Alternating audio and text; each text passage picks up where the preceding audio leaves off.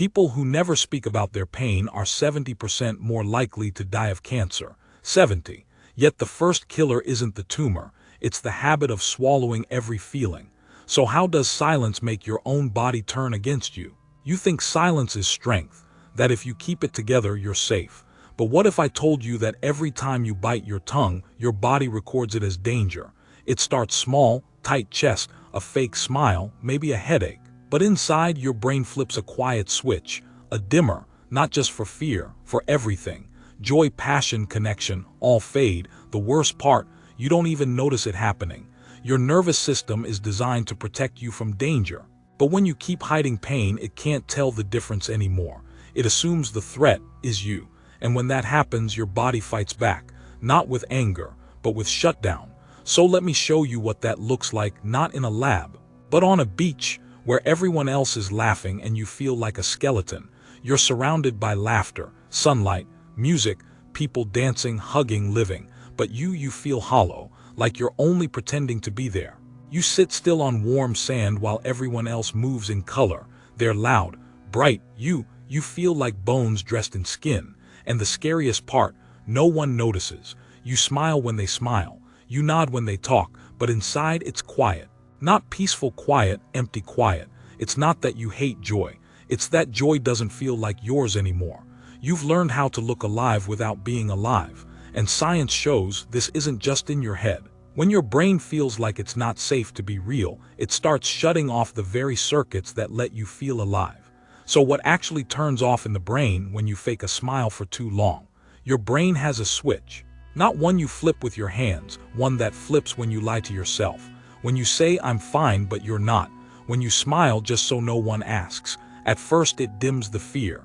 Then it dims the joy. Then the hope. And then, one day you can't feel anything at all. Imagine living with the volume turned down on your own life. People hug you. You barely feel it. Someone says, I love you. It hits like static. Music plays, but nothing moves inside. This isn't depression. It's defense. Your brain is trying to protect you from pain, but in the process, it silences everything else. So what happens when you do this, not once or twice, but every day for years? Let me show you. Not with numbers, with a real person. His name is Leo, and for 20 years he never cried.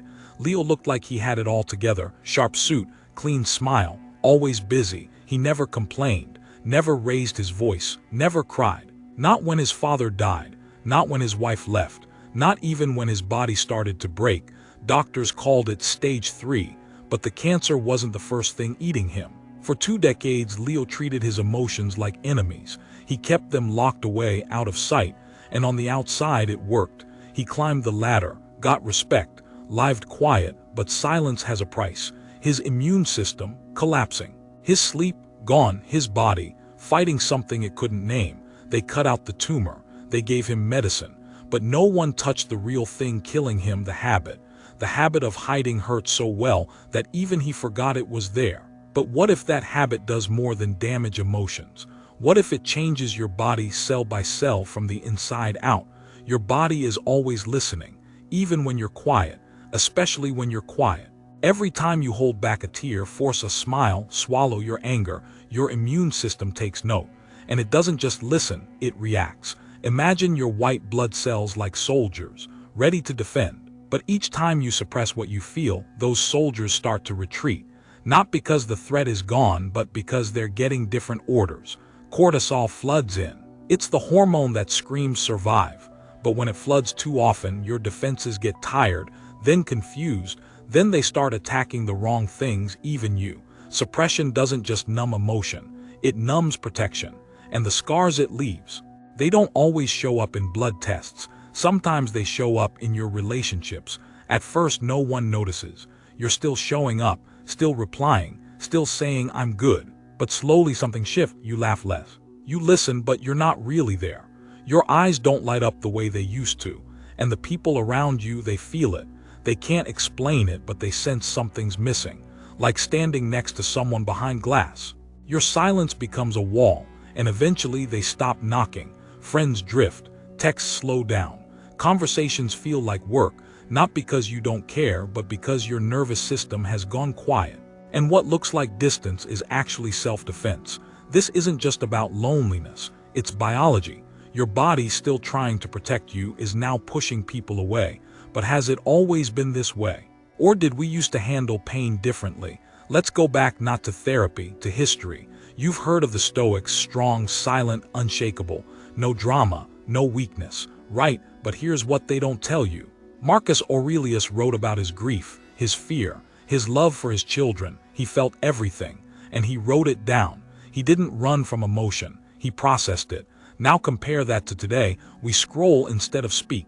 We meme instead of mourn. We say I'm dead inside and laugh like it's normal, but this isn't strength. This is shutdown. The Stoics chose stillness. We choose silence, and there's a difference. Stillness hears the pain, silence hides it. And when you hide it long enough, your body stops asking questions and starts making changes. But how do we know that silence damages us? What does it actually look like in real time, inside a lab?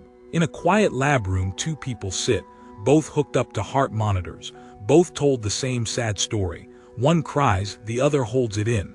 Now watch the screen. The first person's heart rate jumps, then settles. Their body feels, then recovers. But the second, their line goes flat. No spike, no release, just tension sealed tight. That's what emotional suppression looks like in real time, not calm collapse. Studies show that people who hide emotions regularly have lower heart rate variability, weaker immune responses, and faster cellular aging. And this isn't just data, it's a warning, because those flat lines don't stay in the lab. They follow you to your job, to your home, to every part of your life. So the question is, what does that cost you when you're trying to succeed? You think staying quiet makes you stronger at work, more focused, more reliable. You power through, you don't complain, you get it done. But behind the scenes, your body is sending invoices. The tight jaw, the clenched gut, the nights you can't sleep because your mind won't shut off. Those are the first charges. Then come the big ones: burnout, memory lapses, panic attacks in elevators, boardrooms, traffic. You've been trained to think silence is discipline, but discipline without release isn't strength, it's pressure building without a valve. And pressure always finds a way out, even if it means breaking something.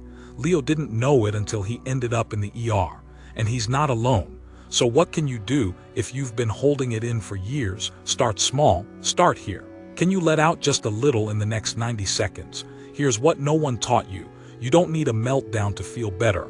You need a release, tiny but real. Try this. It's called name it, frame it. And it takes less than 90 seconds. First, name it, out loud or in your head. What are you actually feeling right now? Not fine, not okay, something real, angry, tired, invisible, numb. Now frame it. Finish this sentence. I feel this because, no filters, no edits. Say it ugly, say it wrong, but say it. Because once it's out of hiding, your body can stop bracing for war. You might not feel better instantly, but you've cracked the seal, you've made space. And when you don't, when you hold it all in, it doesn't stay small. Every little silence adds up, and after 10,000 of them, something inside you changes forever. It doesn't happen all at once. You don't wake up one day and feel nothing. It fades in slowly, like dust gathering in a locked room. Every time you say it's nothing, when it was something. Every time you hold back a tear just to keep the peace. Every time you ignore your own gut, that's one. Then another. Then another. 10,000 silences later, you're still standing, but you're not the same. You don't get excited anymore. You fake laughs because the real ones feel too far away. You stare at things that used to move you and feel nothing. The color drains, not from your clothes but from you, and people start to notice. Not all at once, just in moments. A pause too long. A smile that doesn't land. You become a version of yourself who still shows up but isn't there. And then something strange happens. You start spending more time on your phone than with people, because the feed doesn't ask you to feel. But what if that silence isn't just in you anymore? What if it's being sold back to you? Scroll, like, scroll, laugh a little, scroll again. It feels harmless, but your feed isn't just showing you what you like, it's learning what you don't say. It tracks the emotions you skip, the things you avoid, the silence between your clicks, and it feeds it back to you. More numbness, more noise, more ways to stay distracted without ever actually feeling. Because when you're emotionally checked out, you're easier to keep on the hook. You don't argue, You don't pause, you just keep scrolling. The algorithm doesn't want your emotions, it wants your attention. And the quieter you become inside, the longer you stay. But someone pays for that silence, not the platforms, your body. So let's get real. If 1 year of emotional numbness was a product, how dangerous would it be? Let's measure it. Side by side. Let's put it in numbers. 1 year of emotional numbness. No breakdowns, no yelling, no visible pain, just stuffing it all down. Now compare that to smoking 10 cigarettes a day. Sounds dramatic, right? But here's the data. Chronic emotional suppression increases your risk of early death by nearly the same amount as chain smoking. Same effect on your heart, same effect on your immune system, same weight on your lifespan. Only difference: cigarettes come with a warning label. Your silence doesn't. There's no Surgeon General for your feelings, no pop-up asking if you're okay, no label that says holding it in may be fatal, but maybe there should be. And if we don't change anything, if we keep choosing numb over real, the future we're heading toward might be quieter than we ever imagined. Imagine a world where no one flinches, no one cries, no one says I miss you. Not because they're strong, because they've forgotten how. In 2035 you don't need to feel anymore. There's a pill for that, a filter, a setting. Your heart breaks, just swipe, your chest tightens. There's an app to distract you in 0.3 seconds. No emotion, no risk, no depth. City streets lined with perfect smiles, polite nods, empty eyes. A world full of people who stopped showing pain so long ago they forgot it ever mattered. This isn't science fiction. It's just the next step if we keep rehearsing this silence. So stop, just for a moment, listen, really listen, to the one sound that still proves you're alive. Hear that? No music, no words, just your breath. And underneath it, a faint heartbeat. It's been with you this whole time, through every swallowed sentence, every forced smile, every time you said, I'm fine. It's quieter now, not because it's calm, because it's tired. 3 seconds of silence. That's all it takes to hear what you've been avoiding. One beat, then another.